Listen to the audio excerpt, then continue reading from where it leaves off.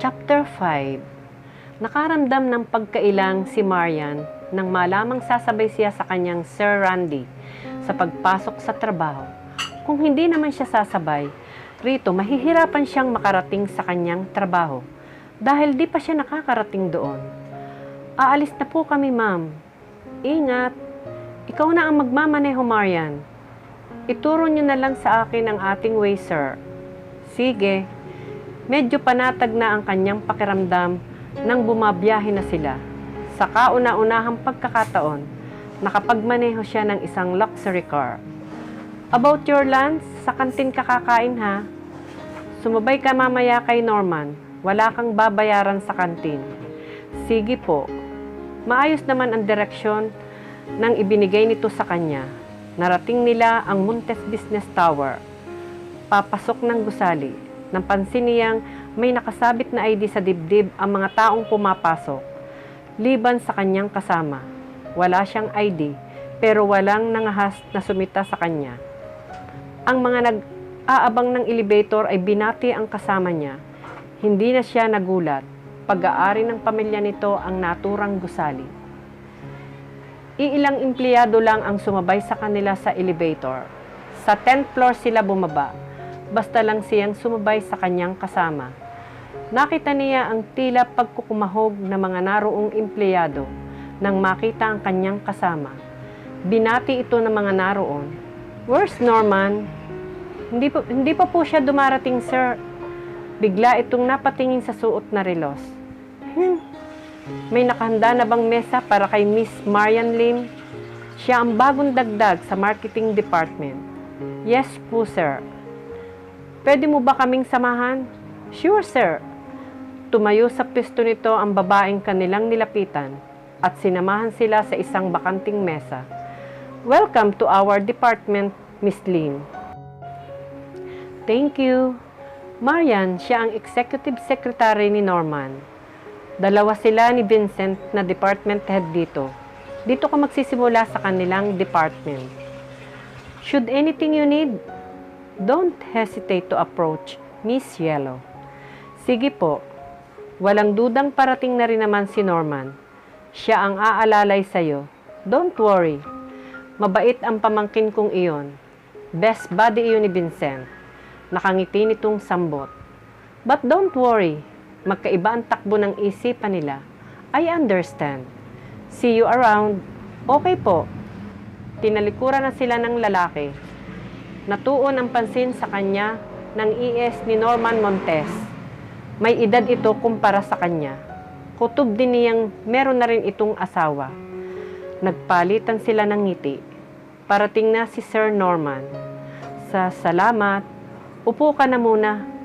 Tumango siya sa iniwan na rin siya ng babae.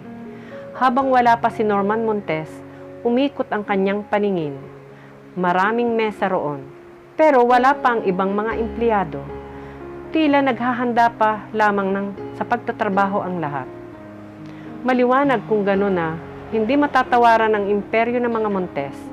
Ang hindi lang niya maubos isipin ay kung bakit kailangan pang maging modelo ni Vincent sa nakikita niyang kayamanan ng pamilya nito. Good morning! Bigla ang tayo niya nang makita ang isang gwapong lalaki. Hindi niya napansin ang paglapit nito. Paano naman, abala ang kanyang isipan. Good morning, Miss Marian Lim? Yes. Kumusta? Okay lang po, sir. Ako pala si Norman Montes. Naglahad na ito ng kamay. Dito na inilagay ni Tito Randy sa ICT, lalong-lalo na sa departamento namin ni Kuya Vincent, para hindi ka mahirapan sa unang subok mo sa corporate world. You'll be working closely with most of the corporate bug won't bite you. Ikinagagalak ko kayong makilala, sir. It's my pleasure. Nag-uusap pa sila ni Norman nang matuon ang pansin ni Marian sa isang lalaki. Nahigit niya ang paghinga. Sumunod naman ang paningin niya ang mga mata ng kausap at binati nito ang bagong dating. "This is a surprise, kuya." "Bakit naging sorpresa? Lunes na Lunes, pumasok ka? Kansilado ang appointment ko ngayong linggo. Dapat ay nasa Taiwan ako, pero tumawag kaninang umaga. Formal notice na nakansila ang show. Ang kainaman lang, bayad ako." "Balato kung ganun." "Sira."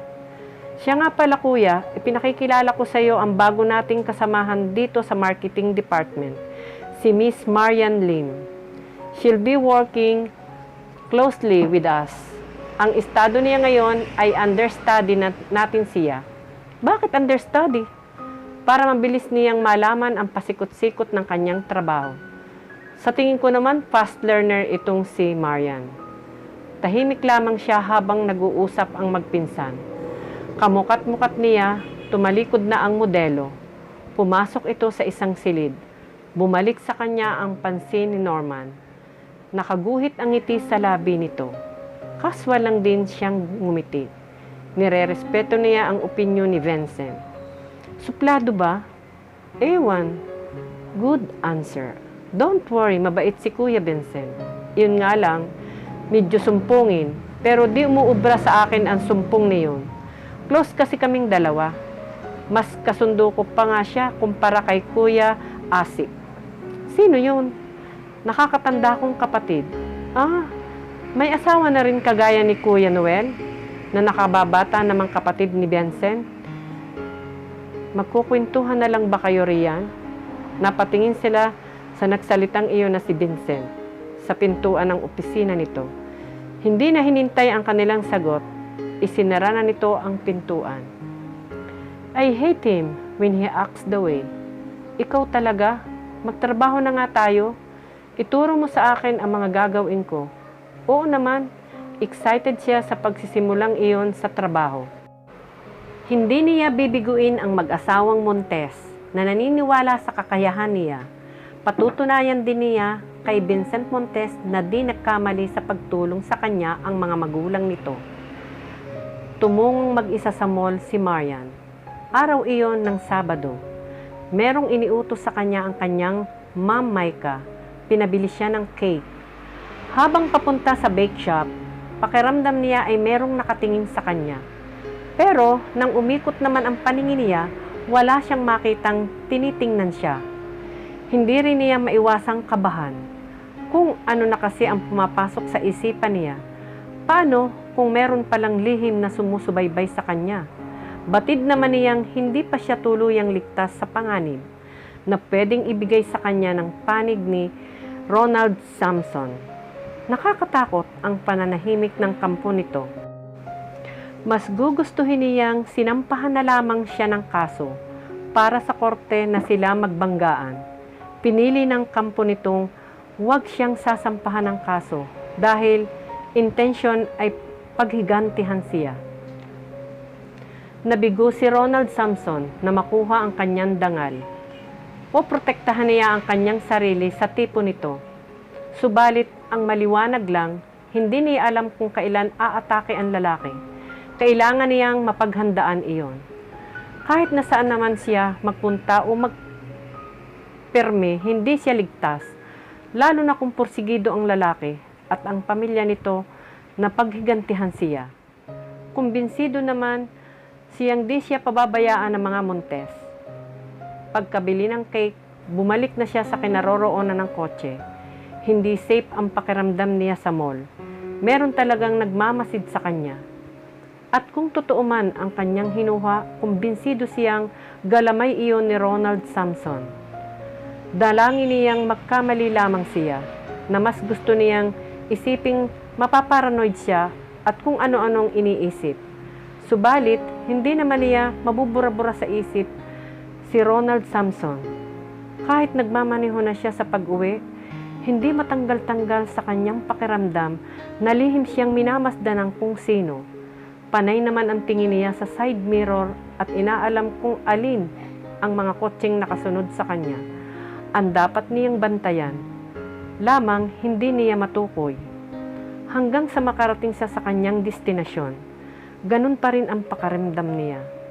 Kahit na nasa loob ng bakuran ang kotse, dumako pa rin ang paningin niya sa nakasarang gate na para bang nakikita niya ang nasa labas. Wow, cake! Bigla siyang napatingin sa nagsalitang iyon, si Norman. Nakatayo sa may pintuan at nakatutok ang paningin sa kanya. Noon niya nakita ang isang asul na kotse na katabi ng sasakyan ng modelo. Kung ganon, pag-aari iyon ng binata. Norman, nagtataka ako. Sa ano? Bakit ka nga ba marunong magmaneho? Napangiti siya. Noong nabubuhay pa sina mama at papa, meron kaming kotse, second hand. Mismong si Papa ang nagturo sa akin. Kahit na second hand pa iyon, may halaga pa rin. Casual nitong sambot. Ibig sabihin lamang niyon, kahit na papaano, nakaangat ang buhay nyo. Hindi naman. Lumagpas ang paningin niya sa kausap. Si Vincent, kalalabas lang ng komedor. May dala itong pitsil ng iced tea. Kinuha naman sa kanya ni Norman ang kahon ng cake. Kasunod niyon, tinalikuran siya. Marian, pwede bang kumuha ka ng cake slicer, baso at platito? Magdadala lang naman kasi ng iced tea, wala pang baso. Sige, pumasok siya ng komedor. Naglalaro ang ngiti sa kanyang labi na sinabi ni Norman. Nakita na niya na kahit papaano ang samahan na magpinsan. Talagang very close ang dalawa. Naglagay siya sa tray ng 2 platito, 2 tinidor, 2 baso, at ng cake slicer. Tapos bumalik siya sa sala at inilapag iyon sa mesa. Kaagad namang pinansin ni Norman ang kanyang mga dala. Bakit kulang? Ano ang kulang? Para lang sa amin lang yan ni Kuya Vincent? O baka naman sa ating 2 lang at ayaw mo siyang pakainin? Pupwede ring sa inyong 2 lang din at ayaw mo akong pameryendahin. Tapos na akong magmeryenda kanina pa. Sabayan mo nga kami. Tapos na po akong magmeryenda. Asus, napansin niyang tahimik lamang si Vincent. Tila wala itong pakialam sa kanilang pag-uusap ni Norman. Naghiwa na ito ng cake at naglagay sa isang platito. Kumain na. Hindi man lang ipinaghiwa ang pinsan. Ang sama naman ng ugali mo, kuya. Kumuha ka. Hay, sinasamantala niya ang pagkakataon para tumalilis. Iniwanan niya ang mga ito. Bumalik siya sa komedor. Inalam niya ang fridge na kung ano ang pupwede niyang lutuin sa hapunan. Kutob niya ay magpapasakop na roon ng hapunan si Norman. At dito po natatapos ang chapter 5. Muli po ay samahan niyo ako sa susunod pang mga chapters. Salamat po.